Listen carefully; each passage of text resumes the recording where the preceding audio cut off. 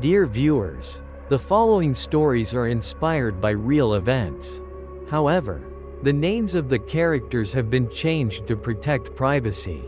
Story 1. Ghost of the 12th Floor.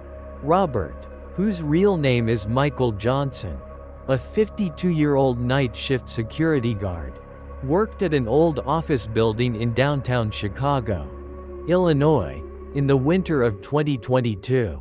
The building had been built in the early 20th century, and many spooky stories were whispered among the locals. Robert had worked there for nearly 10 years and was used to the eerie silence of the building at night. His shift ran from 11 p.m. to 7 a.m., and he was usually the only person present in the building, except for the cleaning crew who occasionally stopped by. Robert's job was quite simple. He had to patrol the floors, check the doors, and ensure everything was secure. He also had to monitor the surveillance camera screens in the ground floor security office. Most nights were uneventful, with only the hum of the air conditioning and Robert's footsteps echoing in the empty hallways. One Tuesday night, around 3 a.m., while Robert was sitting in the security office reviewing camera footage, he suddenly saw something unusual on monitor number 7. This camera covered the hallway on the 12th floor, a floor where all the companies had moved out and was currently vacant. Robert saw a white figure moving very slowly down the hallway. The figure was faint and almost transparent, making Robert unsure if he was seeing things. Robert rubbed his eyes and looked more closely at the screen. The white figure was still moving, gliding gently as if floating in the air. Robert felt a strange unease.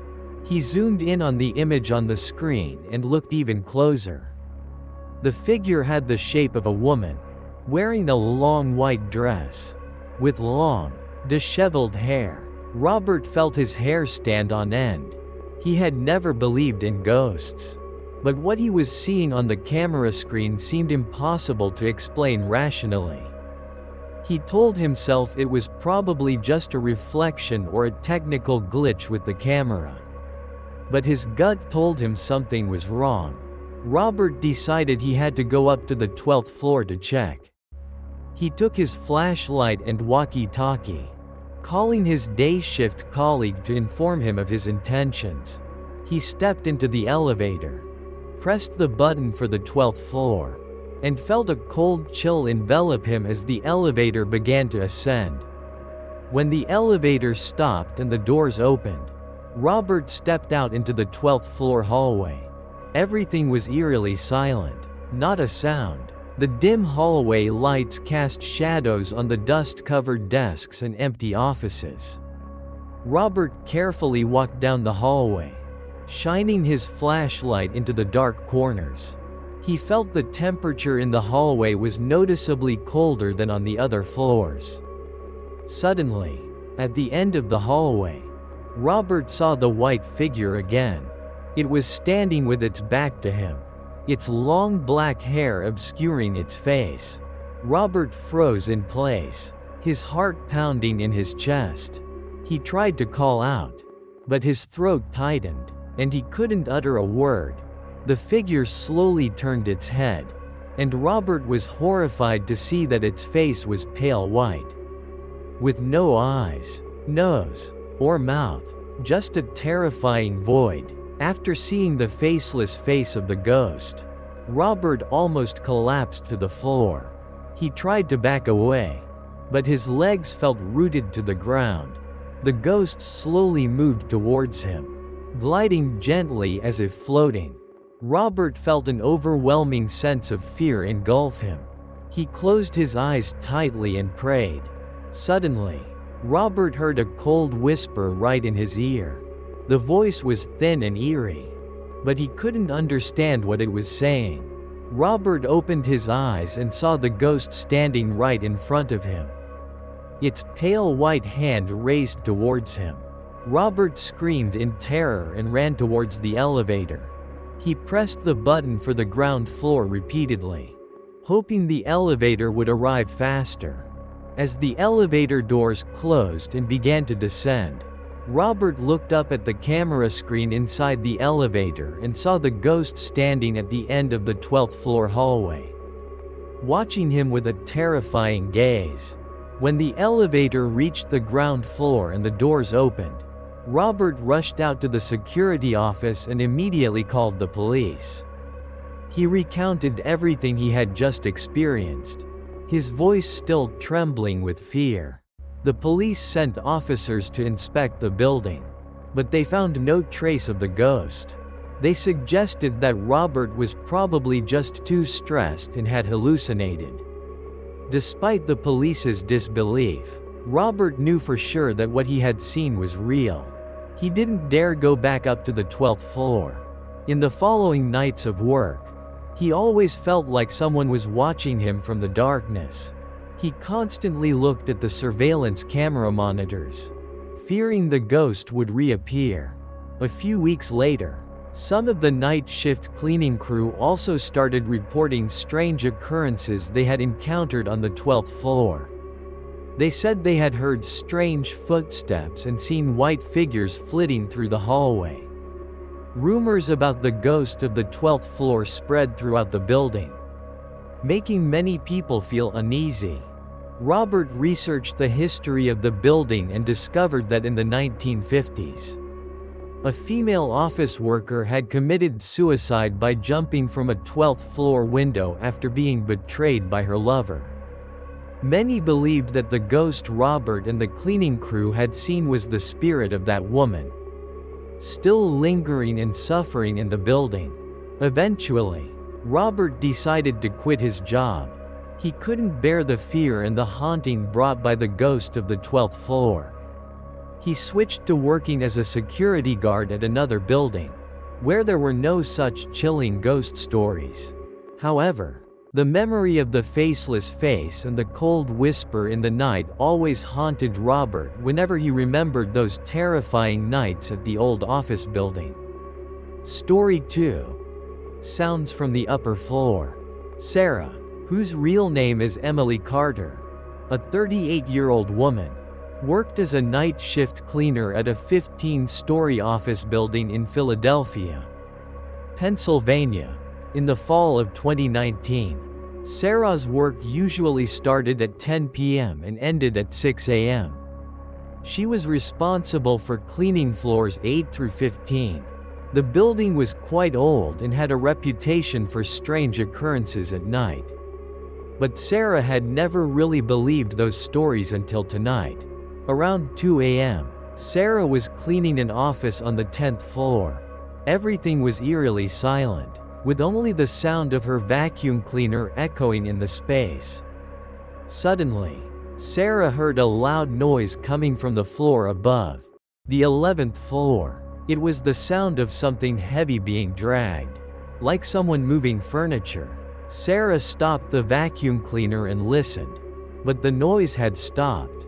Sarah shrugged, thinking it was probably just strong wind causing a window to bang. She continued her work, but just a few minutes later, the noise came again, this time louder and clearer. Sarah could clearly hear the sound of tables and chairs being dragged across the floor, accompanied by loud thuds. She felt a bit uneasy because, according to the schedule, no one else was working on the 11th floor tonight. Sarah decided to call John, whose real name was David Wilson, the building's night shift security guard. John usually sat in the security office on the ground floor and monitored the security cameras. Sarah used her radio to contact John, her voice slightly worried. "John, did you hear any strange noises on the 11th floor? It sounds like someone is moving furniture." John replied over the radio, his voice sounding sleepy. "The 11th floor? Let me check the cameras. You just continue your work, and I'll get back to you." Sarah continued cleaning, but her ears were still listening for any sounds from the floor above. The noise continued, sometimes dragging, sometimes loud thuds, sounding very chaotic. A moment later, John called Sarah back, his voice more awake. "Sarah, I don't see anyone on the 11th floor on the cameras. Everything is pitch black. Are you sure you heard the noise from there?" Sarah confirmed. "Absolutely. John, I heard it very clearly. The sound of dragging tables and chairs was very loud. There's no mistaking it." Sarah felt a chill run down her spine. If no one was on the 11th floor, what was causing that noise? She remembered the spooky stories about the building that her colleagues often told. Could it be? Sarah shuddered at the thought. She decided to go up to the 11th floor herself to check. She took her flashlight and a can of air freshener, stepped out of the office, and headed towards the stairwell. When Sarah reached the 11th floor, she felt an icy chill envelop her. The hallway was pitch black, with only a faint light coming through the windows. Sarah turned on her flashlight and shone it down the hallway. She could clearly see the tables and chairs in the offices were askew, and some were even overturned on the floor. And at the end of the hallway, Sarah saw a white figure floating, using its hands to drag a large office desk. The figure was faint and almost transparent, but Sarah could clearly see its shape. She screamed in terror and quickly backed away, her heart pounding wildly in her chest. After seeing the white figure dragging furniture, Sarah nearly froze in place. She couldn't believe what she had just witnessed. Extreme fear prevented her from moving.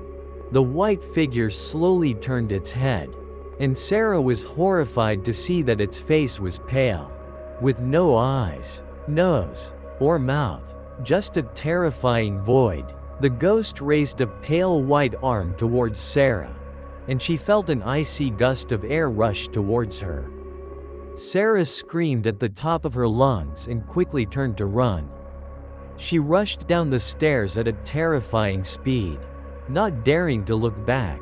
When Sarah reached the ground floor, she ran straight into the security office, panting and telling John everything she had just seen. John initially didn't believe her, thinking Sarah was just too tired and hallucinating. But when he saw the terrified look on Sarah's face, he knew something truly had happened.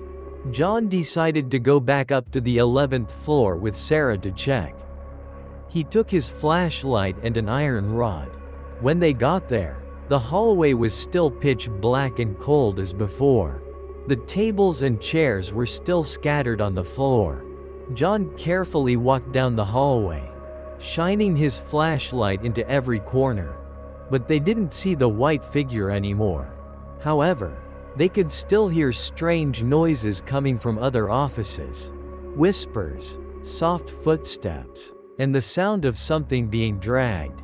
John also started to feel scared. He couldn't explain these phenomena. They decided to review the footage from the security cameras on the 11th floor.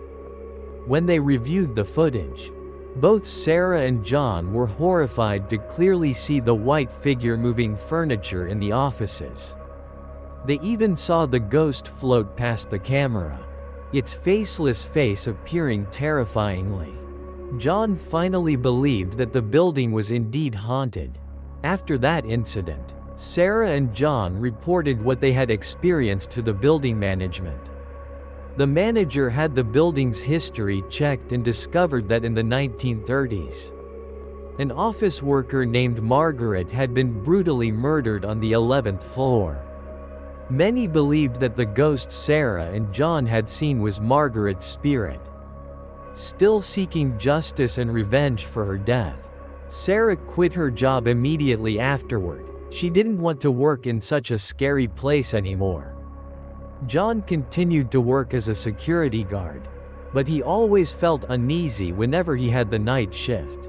The story of the white figure dragging furniture on the 11th floor became a chilling legend in that office building, and no one dared to go to the 11th floor at night anymore. Story 3. The Angry Shadow.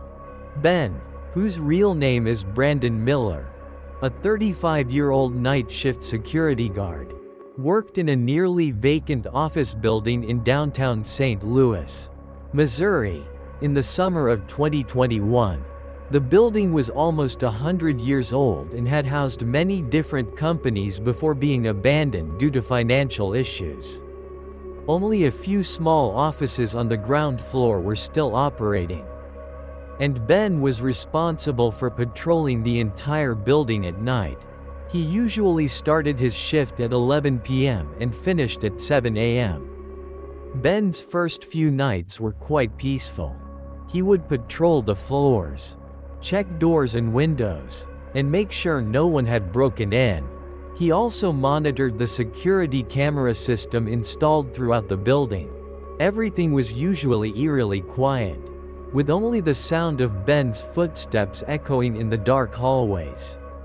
One Wednesday night, around 2:45 a.m., while Ben was sitting in the security office on the ground floor reviewing camera footage, he suddenly saw something strange on monitor number 14.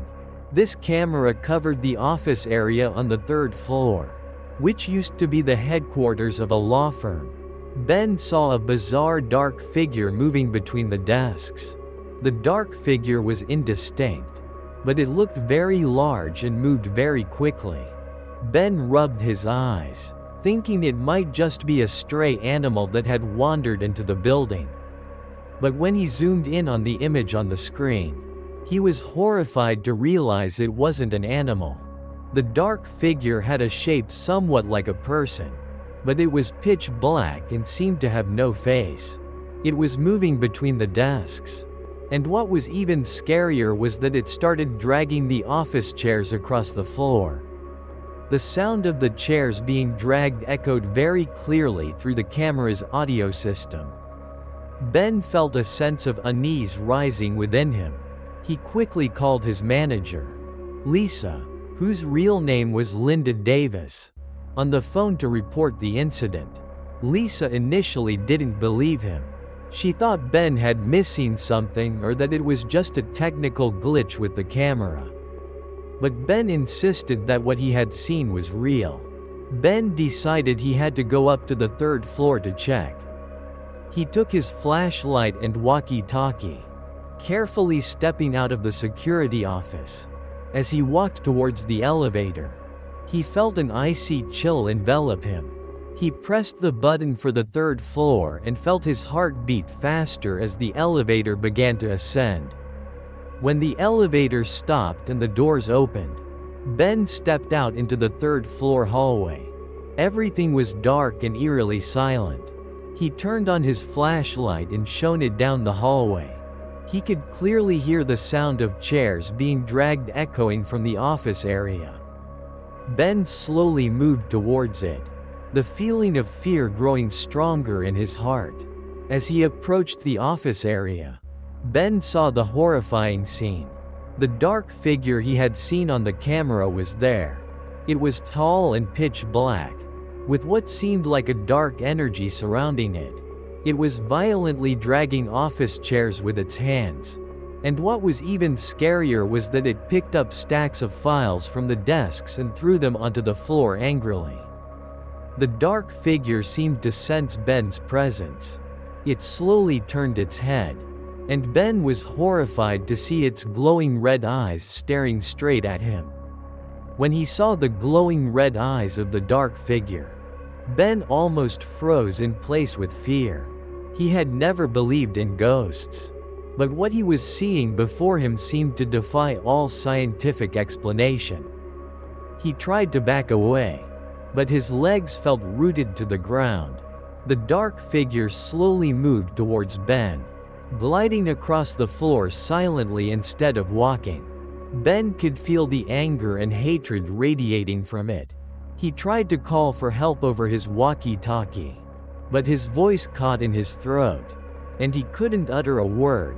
Suddenly, the dark figure raised a pitch-black arm towards Ben, and he felt an icy gust of air rush towards him.